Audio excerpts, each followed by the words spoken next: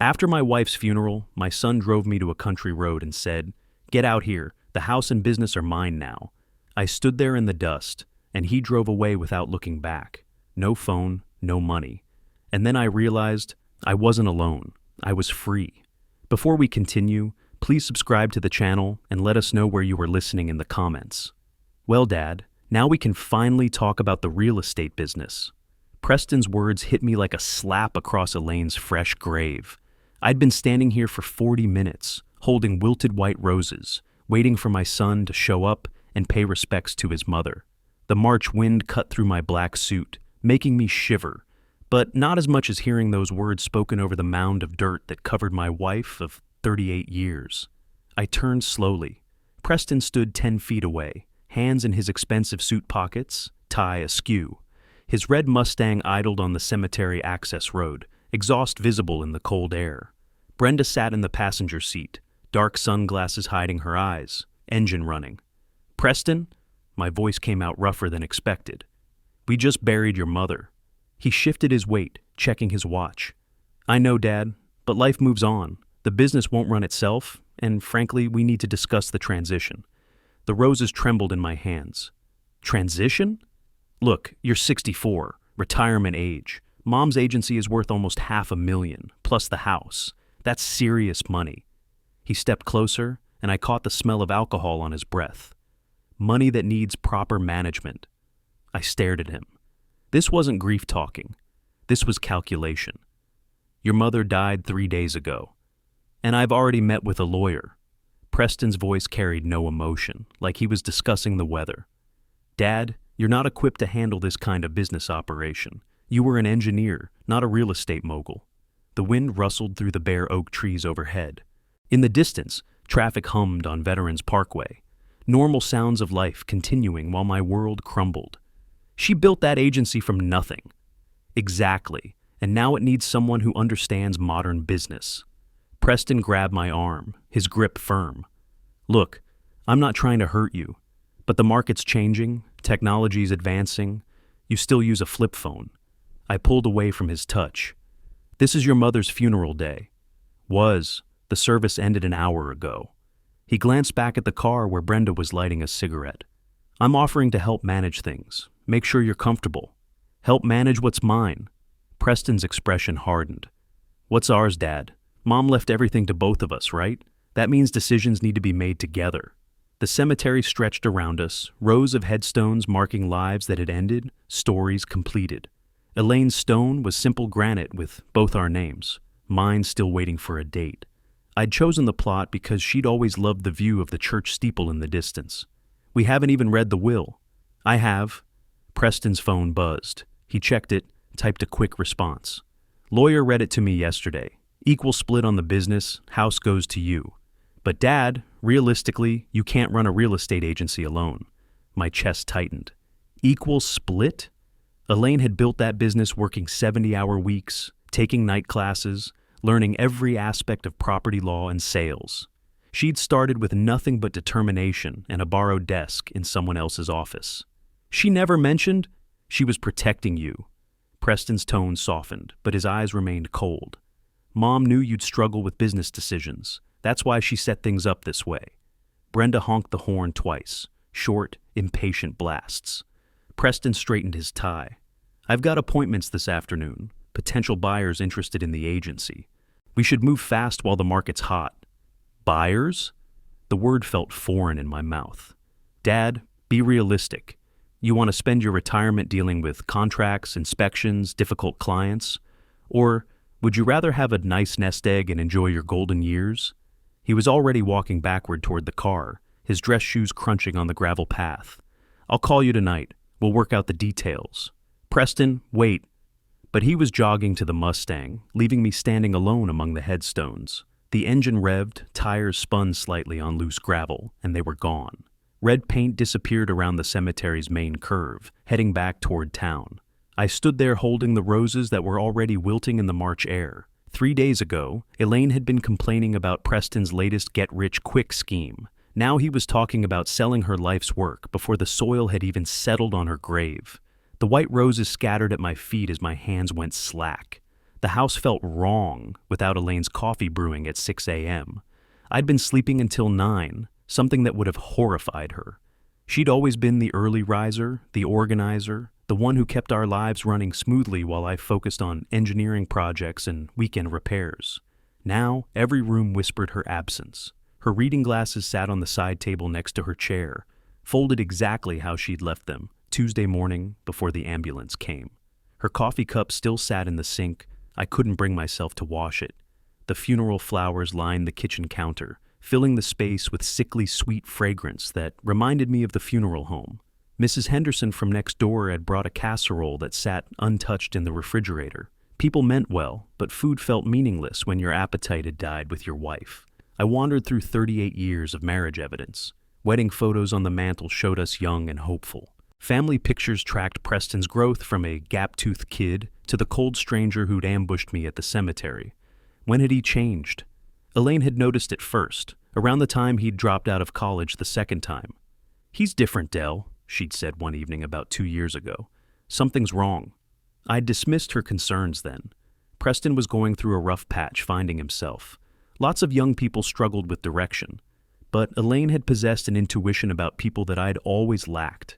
It's what made her so successful in real estate, reading clients, understanding their needs, spotting the ones who'd waste her time. The phone rang Wednesday evening as I sat in her chair, trying to understand how Preston knew about the will. "Dell, it's Margaret Henderson. How are you holding up, honey?" Mrs. Henderson meant well, but her voice carried that particular tone people used with widowers. Careful, pitying, like I might shatter at any moment. "I'm managing, Margaret. Thank you for asking. I brought that tuna casserole over yesterday. Did you see it? It's your favorite recipe. Elaine gave it to me years ago." The casserole. Right, I'd forgotten completely. "Yes, thank you. Very thoughtful. Now, Dell, you know Jim and I are right next door if you need anything. Grocery shopping, yard work, just someone to talk to. Don't you go being stubborn about accepting help." "I appreciate that, Margaret. And don't let that boy of yours rush you into any big decisions. Grief makes people vulnerable to pressure." That stopped me cold. "What do you mean?" "Well, I just saw Preston over there yesterday afternoon, loading boxes into his car. Figured he was helping you sort through Elaine's things, but it seemed awfully soon." Yesterday afternoon? I'd been at the funeral home making final arrangements. Preston had been here, going through the house while I was gone. "Dell, you still there?" "Yes, Margaret. Thank you for calling." After hanging up, I walked upstairs to Preston's old room.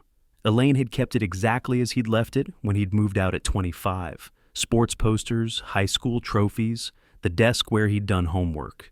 But now the drawers hung open, papers scattered across the floor. I knelt and gathered the scattered documents, bills, credit card statements, receipts from something called Lucky 7 Casino in Indiana. The amounts made my stomach turn, thousands of dollars, dating back months. One credit card statement showed a balance of $23,000. Another showed $31,000. At the bottom of the pile, a letter from a collection agency demanded immediate payment of $85,000 for outstanding gambling debts. $85,000. I sat on Preston's old bed, holding the evidence of his secret life. No wonder he'd been so eager to discuss the business transition. This wasn't about helping his grieving father. This was about desperation. Thursday passed in a blur of phone calls from Elaine's friends and clients.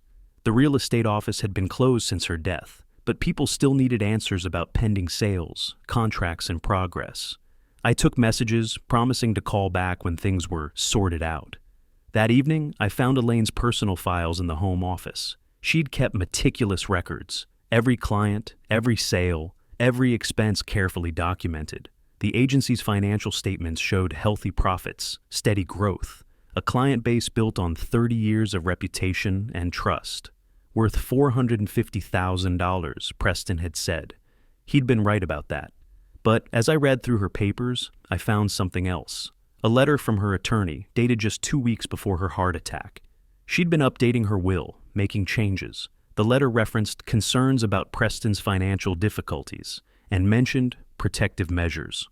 The phone rang again Friday evening. Preston's voice carried forced cheer, like he was reading from a script.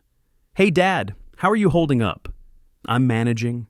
I didn't mention the gambling debts or the ransacked room. Good, good. Listen, I've been thinking about our conversation at the cemetery. I know the timing seemed harsh, but Dad, sometimes life forces us to face reality quickly. Reality? The business, the house, your future. Mom would want us to work together on this. She'd want us to be close, especially now. His words sounded rehearsed, practiced. Background noise suggested he was driving. Traffic sounds, the hum of highway travel. Where are you calling from? Just running errands. Look, Dad, I want to make this right between us. I know I came across badly the other day. Grief affects people differently. I waited, letting him fill the silence. I'd like to take you somewhere tomorrow, just the two of us. Time to talk properly, away from all the memories and pressure. Where? It's a surprise. Somewhere Mom and I used to go when I was little. I think you'll find it peaceful. Good place to discuss the future without distractions. The suggestion felt wrong, but I couldn't pinpoint why. Maybe because Preston had never been sentimental about childhood memories. Or maybe because his voice carried an urgency that didn't match his casual words. I don't know, Preston. I'm not really ready for, Dad, please, for Mom's sake. She'd want us to heal as a family. Using Elaine's memory as leverage. That stung, but it also worked. Despite everything, the gambling debts, the cold calculation at the cemetery, the ransacked room, he was still my son. And maybe, in my grief-clouded judgment, I wanted to believe he could still be the boy who'd once built model airplanes with me in the garage. What time? I'll pick you up at 9 a.m. sharp. Just pack light, Dad. We'll be back by evening. The phone's ring cut through the quiet house like an alarm. I'd been standing at the kitchen sink, washing Elaine's coffee cup for the first time since she'd died. My hands had finally steadied enough to handle the delicate porcelain without fear of dropping it. Dad? Preston's voice carried that same forced brightness I'd noticed the night before. Through the receiver, I could hear wind and the distant rumble of truck engines, highway sounds. Hello, Preston. Hope I'm not calling too late. I wanted to confirm tomorrow morning, 9 a.m., right? I dried the cup carefully, setting it in the exact spot where Elaine always kept it. Where exactly are we going? I told you it's a surprise, somewhere that meant a lot to Mom and me. His tone shifted, becoming softer. Dad, I know this week has been brutal for both of us. I've been handling it poorly, pushing too hard about business stuff when we should be grieving together. The admission caught me off guard. Maybe I'd been too harsh in my judgment. Grief did strange things to people, made them say things they didn't mean, act in ways that seemed out of character. We're both struggling, son. Exactly. That's why I thought this trip would help. Get us away from the house, from all the reminders. Give us space to remember Mom properly and figure out how to move forward. I walked to the living room, where family photos lined the mantel. Preston at age 8, grinning from a tire swing at some long-forgotten park. Preston at 12, proudly holding a bass he'd caught during our last real fishing trip together. When had we stopped making those kinds of memories? Your mother would like that, I said, meaning it. She would. She always said the best conversations happened away from home, somewhere neutral. Remember those Sunday drives we used to take when I was little? I did remember. Elaine would pack sandwiches, and we'd explore back roads around Springfield, sometimes ending up at small-town diners or roadside fruit stands. Preston would chatter from the back seat about school, friends, whatever occupied his young mind. Those had been good times. I remember. Perfect. So I'll see you at 9. Just bring whatever you need for the day. Comfortable clothes, maybe a jacket, nothing fancy. The line crackled with static, definitely calling from a moving vehicle. Are you driving now? Yeah, just heading home from Brenda's work. She had a late shift at the grocery store. A pause, then. Dad, I want you to know I'm sorry about Tuesday, at the cemetery. That wasn't the time or place for business talk. His apology sounded genuine, but something nagged at me, the timing maybe, or the way he'd avoided giving specifics about our destination. Where did you say we're going? I want it to be a surprise, Dad. Trust me on this one, okay? After everything that's happened, after all the stress and sadness, I think we both need something positive to focus on. Trust. The word hung in the air between us. I wanted to trust him, desperately wanted to believe that my son, despite his financial problems and poor judgment, still cared about our relationship, that Elaine's death might shock him back to being the person he used to be. All right, Preston, 9 a.m. Great, and Dad, this is going to be good for us, I promise. After he hung up, I sat in Elaine's chair, and tried to shake the unease that had settled in my chest. Preston had sounded different tonight, more like the son I remembered. Maybe discovering those gambling debts had colored my perception unfairly. People made mistakes, got in over their heads. That didn't necessarily make them evil. I went upstairs and packed a small overnight bag, just in case the day ran longer than expected. Comfortable pants, a warm shirt, my medications. As I folded clothes, I found myself looking forward to spending time with Preston, away from the funeral atmosphere that had poisoned our last encounter. But as I turned off the bedroom light, one thought kept circling through my mind. Why wouldn't he tell me where we were going? Preston arrived exactly at 9, red Mustang idling in my driveway like some eager predator. I grabbed my small overnight bag and locked the front door, taking one last look at the house Elaine and I had shared for 38 years. Something felt final about that moment, though I couldn't say why. "Morning, Dad." Preston's voice carried forced cheerfulness as I settled into the passenger seat. "Beautiful day for a drive, isn't it?" The car smelled like fast food and cigarettes. Brenda's influence, probably. Preston wore sunglasses despite the overcast March sky, and his hands gripped the steering wheel tighter than necessary for a casual family outing. "Where exactly are we headed?" "You'll see." He backed out of the driveway without looking at me. "Somewhere Mom used to take me when I was little. You'll remember when we get there." We merged onto Interstate 72 heading east, joining the morning flow of commuter traffic and long-haul trucks. For the first hour, Preston maintained his artificial enthusiasm, pointing out landmarks and making small talk about the weather. But I noticed how frequently he checked his mirrors, how his leg bounced with nervous energy. "You seem tense," I said as we passed the Decatur exit. "Just excited. Haven't done a father-son road trip in years." He adjusted his sunglasses unnecessarily. "Mom always said we should spend more time together." The mention of Elaine stung. Using her memory to justify this mysterious journey felt wrong, but I couldn't pinpoint exactly why. Maybe because Preston had shown so little interest in family time while she was alive. Around Champaign, we left the interstate for smaller state highways. The landscape shifted from suburban sprawl to farmland, endless fields of brown stubble from last year's corn crop, punctuated by weathered barns and farmhouses. Traffic thinned until we passed other cars only every few minutes. "We're getting pretty far from home," I said, watching an abandoned gas station slide past the window. Best places are always off the beaten path. Preston's responses had grown shorter, more clipped. Gone was the morning's forced cheer, replaced by something that felt almost mechanical. The highways became county roads, then gravel tracks that kicked up dust clouds behind us. We hadn't seen another vehicle in 20 minutes. My bladder ached from the coffee I'd drunk at breakfast, but Preston showed no interest in stopping. When I mentioned needing a restroom, he just said, "Almost there, Dad. Hold on a little longer." By noon, we were deep in rural Indiana, following roads that barely deserved the name. Abandoned farmsteads dotted the landscape, collapsed barns, houses with broken windows, fields returning to wilderness. The March sun had disappeared behind thickening clouds, giving the whole landscape a gray, desolate feeling. "Preston, where exactly are we going?" The question came out sharper than I'd intended.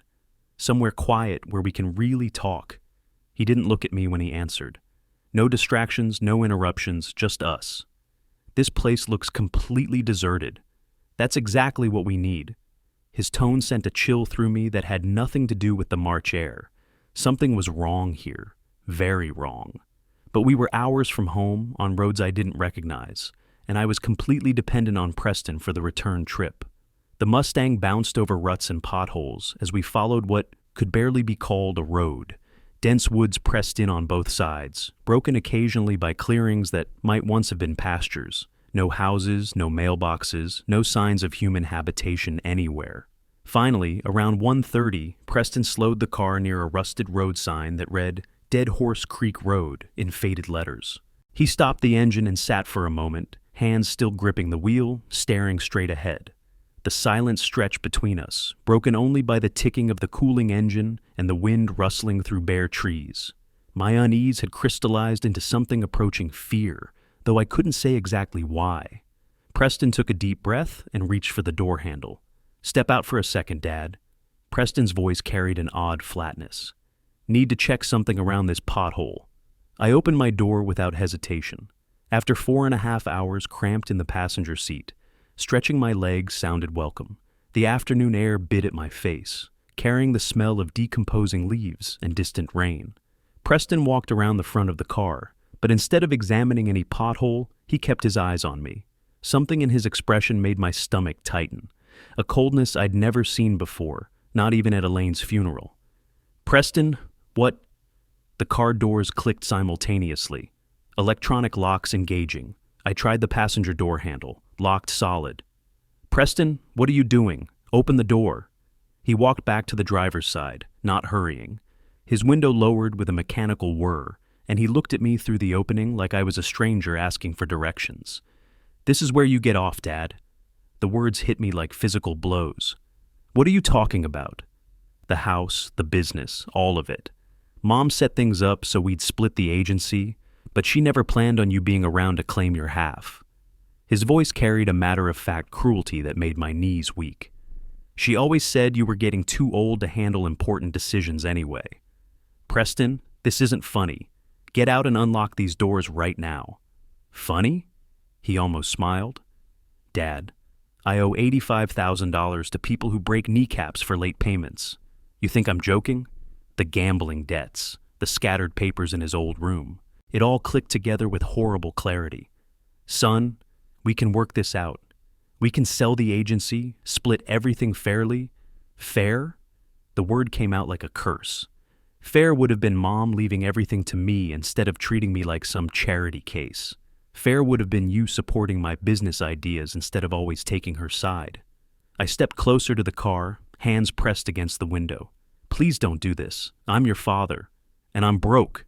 He put the car in drive. "Goodbye, Dad. Try not to freeze to death before someone finds you."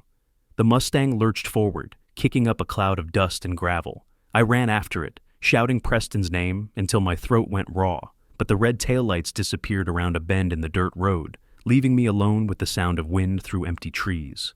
For several minutes, I stood in the settling dust, convinced this was some kind of elaborate prank. Preston would come back. He had to come back. My son wouldn't actually abandon his 64-year-old father in the middle of nowhere, miles from any help. But the silence stretched on, broken only by the creak of tree branches and the distant cry of a hawk circling overhead. No engine sounds, no sign of human presence anywhere in this God-forsaken wilderness. The reality of my situation settled over me like ice water. I was alone, on foot, in unfamiliar territory with no transportation and no way to call for help. My flip phone showed no signal bars, not surprising in this remote area. I started walking in the direction we'd come from, hoping to find another road, or maybe a farmhouse where I could ask for help. But after an hour of trudging through ruts and puddles, I realized how futile this was. We'd driven for hours to get here, mostly on back roads I'd never seen before. Even if I could remember the route, it would take days to walk back to anything resembling civilization. My legs already ached from the uneven terrain, and my comfortable walking shoes weren't designed for hiking through wilderness. The March afternoon was cooling rapidly as clouds thickened overhead, and I had only a light jacket for warmth. Around 4 o'clock, I spotted a cluster of buildings about half a mile off the main road, an abandoned farm complex that looked like it had been empty for years. The house was a collapsed shell, but the barn still had most of its roof intact. The barn door hung askew on rusted hinges, creaking in the wind. Inside, old hay bales were stacked against one wall, and farm equipment sat covered in dust and cobwebs. The air smelled of mold and decay, but it was shelter from the wind. I found some relatively clean feed sacks in a corner and arranged them into a makeshift bed. Not comfortable, but better than sleeping on bare ground. As darkness approached, I took inventory of my resources. $47 in cash, worthless out here. My medications, which I'd need for my blood pressure, and the clothes on my back. The temperature was dropping fast. March nights in Indiana could dip well below freezing, and I had no source of heat except body warmth trapped by the old feed sacks. As I settled into my improvised shelter, listening to the barn creak and sway in the wind, anger began replacing shock. Preston had planned this carefully. The long drive, the isolated location, the timing that would leave me stranded overnight. This wasn't a moment of impulse or desperation. This was calculated abandonment. But if my son thought a few hours in the wilderness would kill me, He'd underestimated his old man. I'd survived the engineering program at Illinois, 38 years of marriage to a strong-willed woman, and countless late-night emergencies at the power plant. I wasn't going to die in some forgotten barn in Indiana just because my son had turned into a stranger. The sound of a distant car engine drifted through the wind around 9 o'clock, too far away to matter, but close enough to remind me that people did occasionally travel these roads. Tomorrow, I'd find my way to that road and flag down help. Tonight, I'd survive.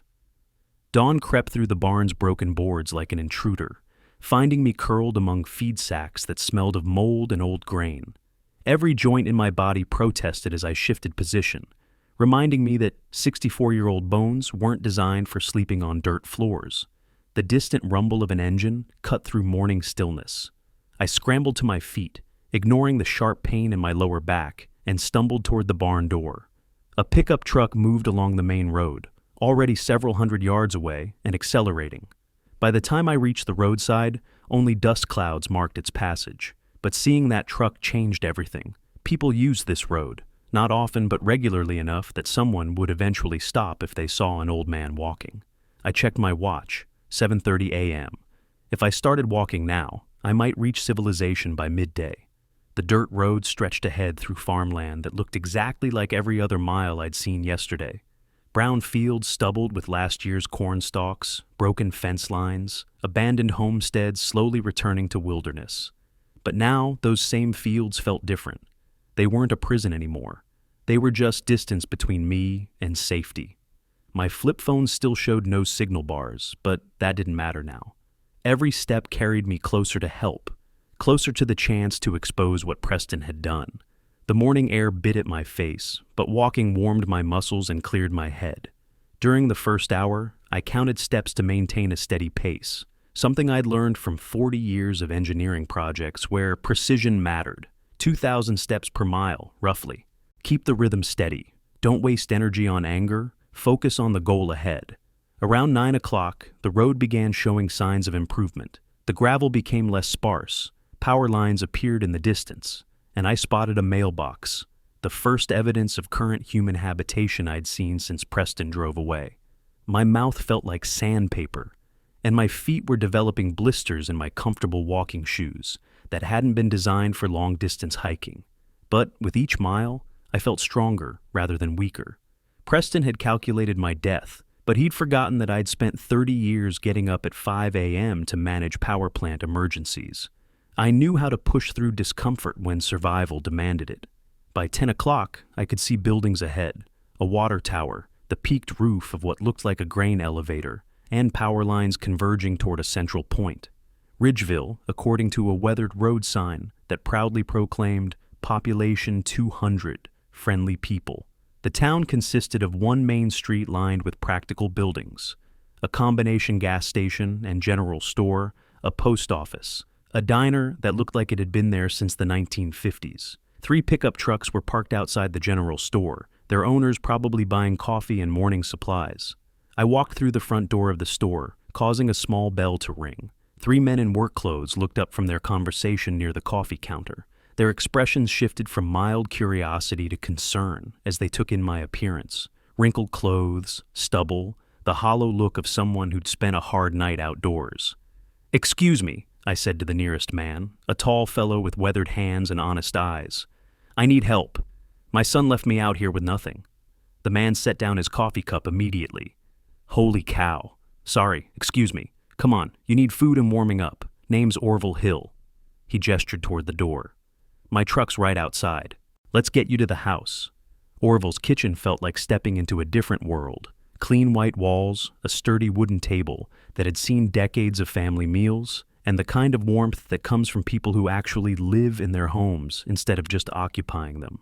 He'd fed me scrambled eggs and toast while I explained what Preston had done, his expression growing darker with each detail. "Someone's trying to kill you, Mr. Wright. This is a police matter."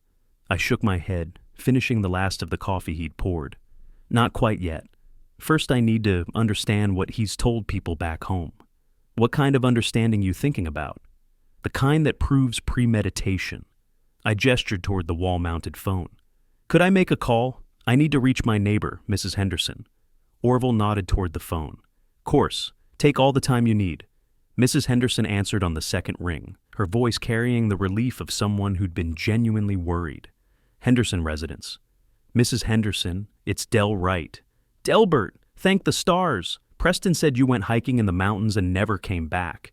He's been beside himself with worry, filed a missing person report and everything. My blood turned to ice water. He said what? Oh, honey, he told everyone you'd been talking about hiking the Appalachian Trail. Said you needed time alone to grieve. When you didn't come home after 3 days, he called the police. Her voice dropped to a whisper. Between you and me, I thought it was awful strange. You never mentioned hiking to me.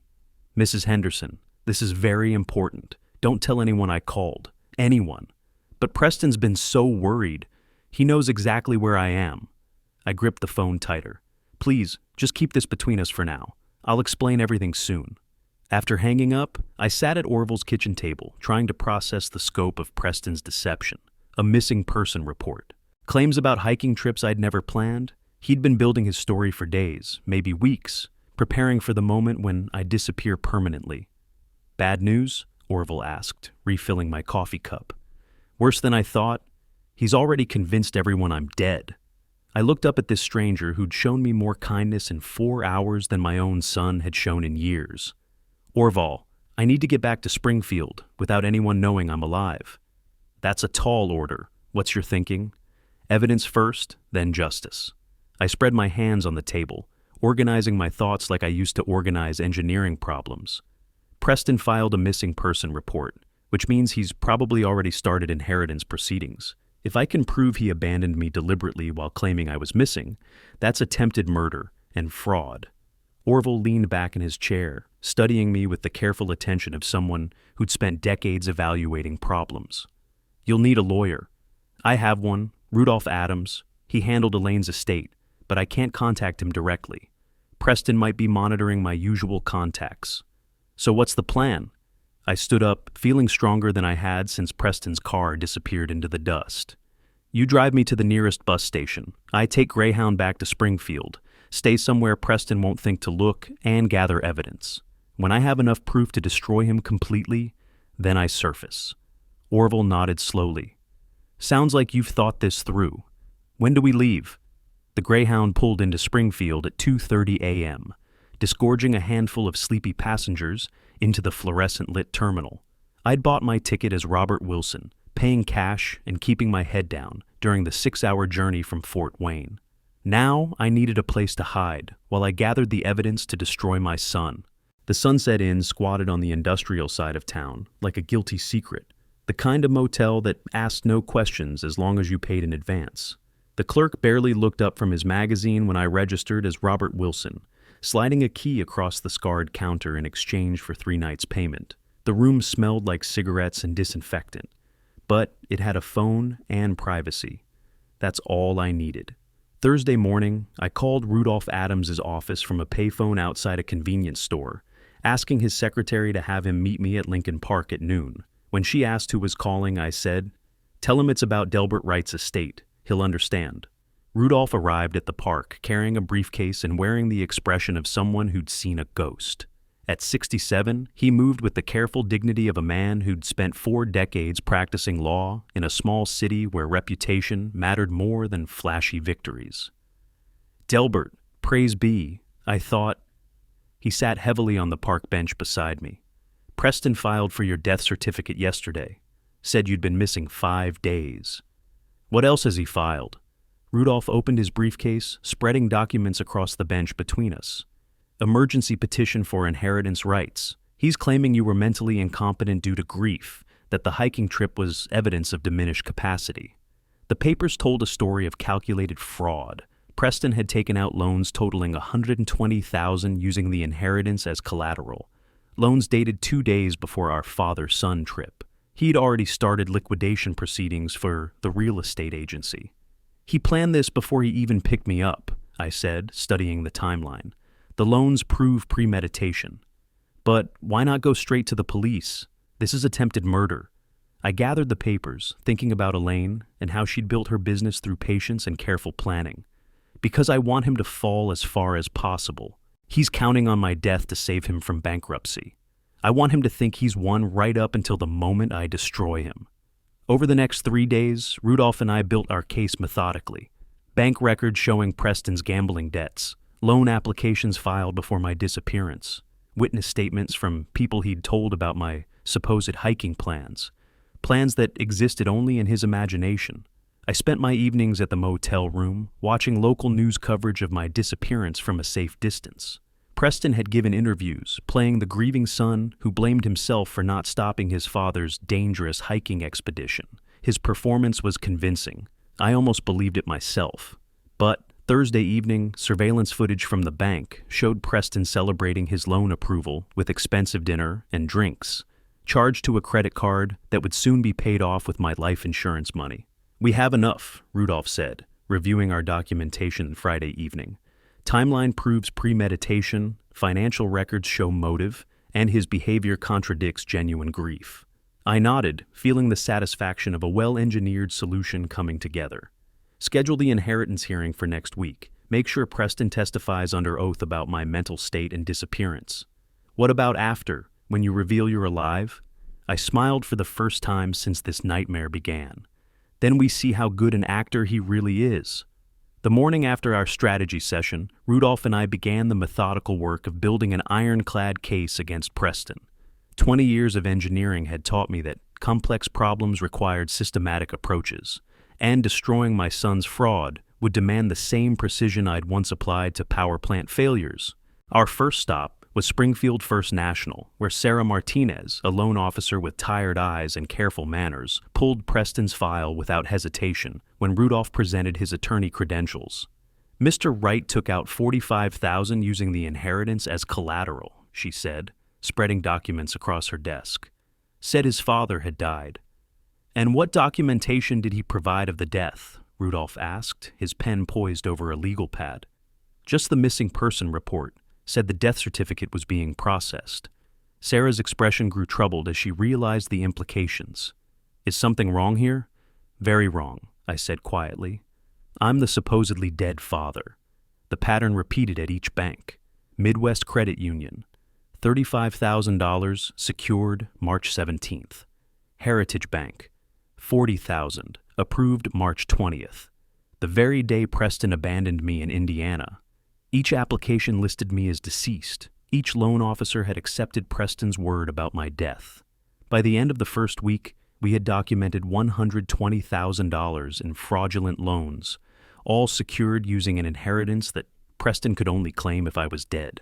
The timeline proved premeditation with mathematical precision. "He applied for these loans before he even picked you up," Rudolph observed as we organized documents in his office that evening. The Heritage Bank application was submitted online while he was driving back from Indiana. The courthouse records revealed the scope of Preston's deception. Missing person report filed March 20th, claiming I'd disappeared while hiking. Death certificate application submitted March 22nd. Inheritance claim filed March 25th. All based on lies, all designed to steal what Elaine had built. But the most damning evidence came from Mrs. Henderson and other neighbors who'd believed Preston's performance as a grieving son. Written statements described his concern for my mental state, his worry about my hiking plans, his devastation at my disappearance. The acting was good, I told Rudolph as we reviewed witness statements. Even I might have believed him if I hadn't been the one he left to die. During the second week, we discovered Preston's celebration dinner, charged to a credit card on March 20th, the same evening he'd abandoned me. Security footage from the restaurant showed him toasting with Brenda, smiling and relaxed, while I shivered in an abandoned barn. Each piece of evidence felt like another nail in Preston's coffin, but I took no satisfaction from it. This wasn't revenge anymore, it was accounting, adding up the cost of betrayal and presenting the bill for payment. April 15th marked our final preparation day. Rudolph had scheduled the inheritance hearing for the 16th, where Preston would appear expecting to claim Elaine's estate. Instead, he'd find his father very much alive and armed with 3 weeks of documented evidence. "Are you ready for this?" Rudolph asked as we reviewed our presentation one last time. I looked at the chronological chart we'd created, Preston's actions mapped hour by hour, proving premeditation beyond any doubt. Elaine always said truth has its own power. Tomorrow, Preston learns what that means. The courthouse loomed ahead of us as we walked from Rudolph's office, its limestone facade promising justice that had been 38 years in the making. Judge Merle Baker called the inheritance hearing to order at exactly 10 o'clock, her voice cutting through the morning stillness of courtroom 3A. Preston sat at the petitioner's table, wearing his best suit, confident and relaxed, while Brenda fidgeted in the gallery behind him. "Mr. Wright," Judge Baker addressed Preston, "you're claiming inheritance rights based on your father's presumed death? Please state your case." Preston stood smoothly, every inch the grieving son. "Your Honor, my father Delbert Wright disappeared while hiking 3 weeks ago. Despite extensive search efforts, he hasn't been found. Given his age and the harsh conditions..." His voice caught perfectly, suggesting emotion held barely in check. The performance was masterful. If I hadn't been watching from outside the courtroom, I might have felt sorry for him myself. "The family business requires immediate attention," Preston continued. "My mother's real estate agency can't remain closed indefinitely while we hope for a miracle that isn't coming." Judge Baker nodded sympathetically. "Mr. Wright, I understand this is difficult. However, declaring someone deceased requires..." The courtroom doors opened with a sharp crack that echoed off wooden walls. Every head turned toward the sound, followed by gasps from the gallery as I walked down the center aisle with Rudolph beside me. Preston's face drained of color so quickly I thought he might faint. The water glass at his table crashed to the floor as he lurched to his feet, staring at me like I'd risen from the grave. "This is impossible," he shouted, his composure shattered completely. "You were supposed to die out there." The courtroom erupted. Brenda screamed and dropped her purse, spilling contents across the floor. The court clerk fumbled for his phone. Judge Baker's gavel cracked like gunshots as she called for order. "Mr. Wright," Judge Baker's voice cut through the chaos, "according to these documents, you were supposed to have died 3 weeks ago." "Your Honor," I said, reaching the front of the courtroom, "I'm very much alive and ready to testify against my son for attempted murder." Preston stumbled backward, his cheap lawyer looking like he wanted to disappear entirely. No, this is wrong. The plan was perfect. You were supposed to be dead." "Preston, shut up," Brenda hissed from the gallery. "You're making everything worse." But Preston was beyond hearing her, beyond rational thought. 3 weeks of believing his plan had succeeded, 3 weeks of spending money that wasn't his, 3 weeks of lies, all crashing down in a single moment. "He was supposed to freeze to death in that barn," Preston's voice cracked as he pointed at me. "I left him with nothing, no food, no water, no way to get home." Judge Baker's expression had shifted from confusion to horror. "Bailiff, please place Mr. Preston Wright under arrest for attempted murder and fraud." The handcuffs clicked around Preston's wrists as Rudolph stepped forward with our evidence folder. "Your Honor, we have documentation proving Mr. Preston Wright secured $120,000 in fraudulent loans using his father's presumed death as collateral. Loans taken before he ever abandoned Mr. Delbert Wright in rural Indiana." Preston's lawyer was already backing away from his client, recognizing a lost cause when he saw one. Brenda had stopped screaming and started calculating, her eyes darting toward the exit, like she was planning her own escape from this disaster. As the bailiff led Preston away, he turned back toward me one last time. The anger had drained from his face, replaced by something that might have been regret. "Dad, I never wanted..." "Save it for your lawyer," I said quietly. "You made your choice when you drove away." Preston's trial lasted 3 days in early May. Faced with overwhelming evidence and his own courtroom confession, he pleaded guilty to elder abuse, fraud, and attempted murder. Judge Baker sentenced him to 8 years in state prison, calling his crimes a betrayal of the most fundamental family bonds. Brenda filed for divorce before Preston was even transported to the correctional facility. She moved back with her parents in Iowa, taking nothing from their shared life except a few personal belongings and a promise never to contact me again. By late May, I'd reopened Elaine's real estate agency under a new name, Elaine Wright Memorial Realty. The office occupied her original downtown location, updated with modern computers but keeping the personal touch that had made her successful. I hired 2 experienced agents and focused on what Elaine had always done best, helping families find homes. The business flourished from day one. Word spread quickly about the dramatic courtroom confrontation, and people seemed drawn to an agency that had survived betrayal and emerged stronger. Every successful sale felt like honoring Elaine's memory, while building something positive from the wreckage Preston had created. June brought an unexpected opportunity. The Illinois Department of Corrections allowed supervised visits for immediate family members, and after much internal debate, I decided to see Preston once. The visiting room at Dixon Correctional Center felt like another planet. Plastic chairs bolted to the floor, thick security glass, guards watching every movement. Preston looked smaller in prison orange, his confidence replaced by the gray pallor of someone learning hard lessons about consequences. "Dad, I'm sorry," he said through the phone handset that connected us.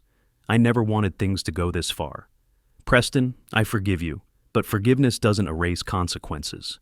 His eyes filled with tears, the first genuine emotion I'd seen from him since Elaine's funeral. I was desperate. The gambling debts, the pressure. I thought if I could just get the inheritance, I could fix everything. "Your mother always said choices define character. You made yours." We sat in silence for several minutes, two men separated by more than security glass. Finally, Preston spoke again. "What happens now? You serve your time.